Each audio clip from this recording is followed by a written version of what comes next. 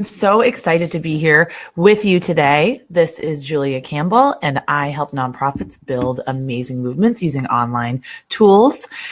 Today, we're going to talk about an issue that has been on my mind quite a lot, the one-person marketing and fundraising shop. So the reason for this week's little episode / diatribe / rant / helpful advice session, hopefully, is I gave a free webinar all about Giving Tuesday. I did it on Tuesday, this past Tuesday, for about 300 participants. It was really amazing.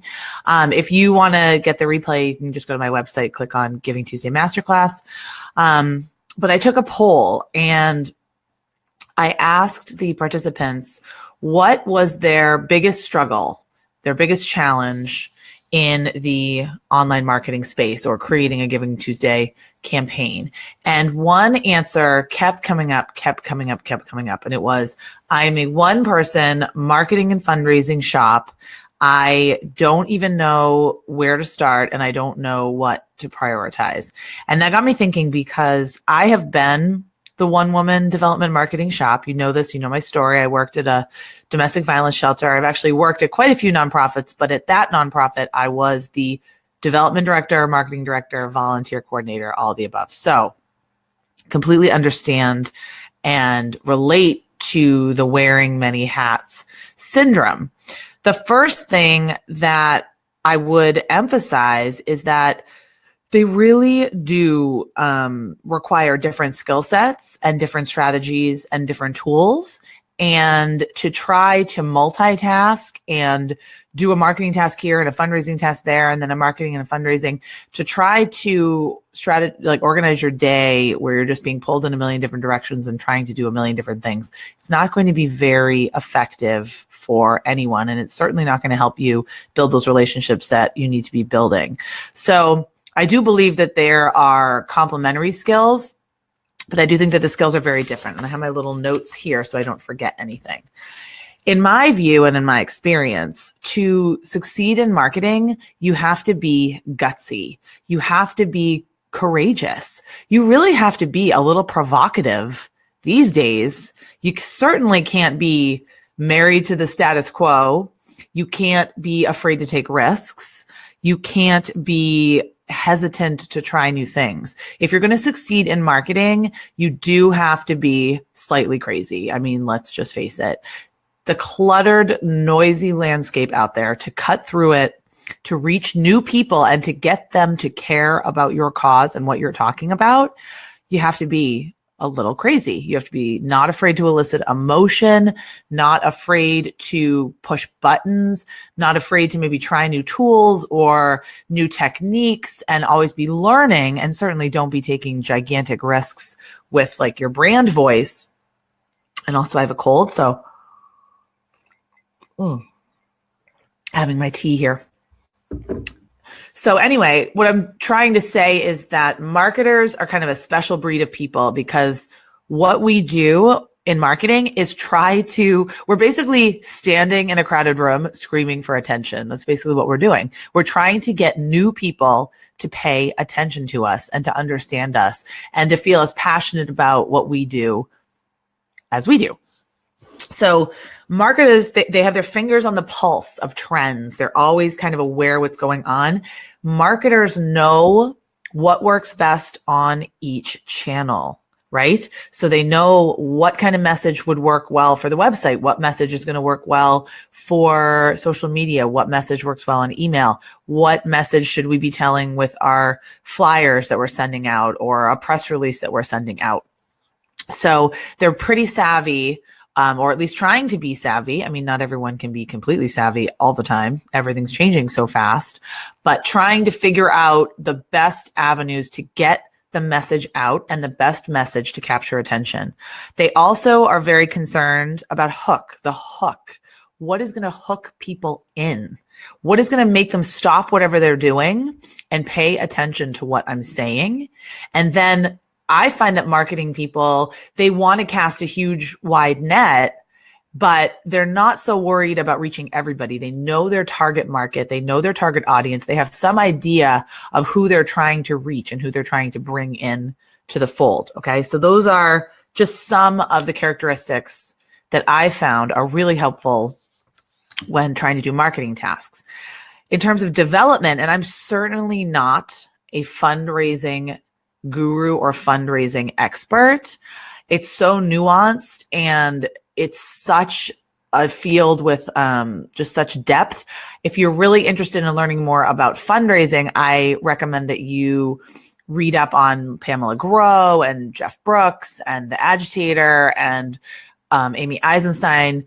I certainly have been there and I know a little bit about development. I wouldn't say it's my wheelhouse. Nonprofit marketing, online fundraising is definitely my area of expertise, but things like annual giving and major gifts and capital campaigns, that's not really my area of expertise. I can speak to it, but not where I focus my time. But what I have found in terms of development director skill set is that development directors are thoughtful. Okay, they might be a little bit more risk averse, but that's because they know what works. So they're 100% focused on their donors. They are focused on their donors' wants, needs, and desires. And I wrote that down and I really like that. Focused on donor acquisition and donor retention. So they're not as focused on getting engagement on social media. They're focused on calling donors, having coffee with donors, trying to get donors to give year after year and then increase their gift, maybe starting a monthly giving program, really focused on getting money in the door, and they have their eye on the prize, that dollar amount that they need to raise every year. And they have their eye on the prize with it. So thinking through donor acquisition, donor retention is a key. That's probably the most important function, in my opinion, of the development department is donor retention. It's so much easier and cheaper to keep a donor that's already given to you than to find a completely new donor and convince them to give and, do the whole solicitation over again. So I won't harp on it. You know what that means. So what if you're a one-person shop and you're managing, all of these competing tasks? Okay. So two things. One is that we have to have some real talk for a second. There is no way that one person can do two full-time jobs and do them well at the same time. There's just no way. So I've seen job descriptions that have come across my desk that I've written back to the nonprofit and said, this is completely not possible. It's not possible for one person to actually do all of these things. So you know this, I know this, and you have to really, really, really, really prioritize. And we're going to talk about that. So write down your 4 or 5 main goals for the year or even for the quarter, but you probably are going to do some kind of planning, hopefully, for 2018. So write down your goals for the year. Some sample goals, and they're not SMART goals. And I love my SMART goals, but some overarching goals that I've heard from clients: reaching more donors, recruiting more volunteers, greater visibility and awareness, building reputation, and increasing online fundraising gifts by $20,000. It's just a sample. Put those goals up on your wall, tape them to your wall, and then every single task that you have on your to-do list, make sure that it matches up with one of those goals, okay? Because what I found is that a lot of people get held up by all these things on their to-do list that don't actually correspond with a goal, and that's where they get tripped up. So step 1, you're going to do a huge just brain dump of everything you have to do. So you get it out there, you get it on paper, so it's not floating around your head. It's not kind of holding you back from doing your tasks. Write down your marketing tasks, write down your fundraising tasks. It doesn't matter if you don't know which task fits on which. Just write every single thing that you think you need to do that day. Just write it down or type it in a Google Doc or put it in Evernote, whatever you use. Then really look at those tasks and pick the 3 that are going to get you closest to your goal. Now, I don't know what your priority is for your organization. Maybe it's definitely you need to close on some money by the end of the year. Maybe you're having an event and you need more people to get on board and know about the event. Maybe you're launching a new program and you really want to get out the word about the new program. Find out what your priority is for that day and what tasks can get you closer to the finish line. So for example, I like to do themes for the day. I mean, of course, you're going to be working on other things, but having a theme for the day. So your theme could be reaching more donors. Reaching more donors. That's your theme for the day. And then you focus all of your activities around that. Step 3, if you really want those kind of quick wins and you want to feel like at the end of the day you've gotten something done, what I used to do is I would always start the morning with some donor retention activities. Always. I usually try to do 5 of them.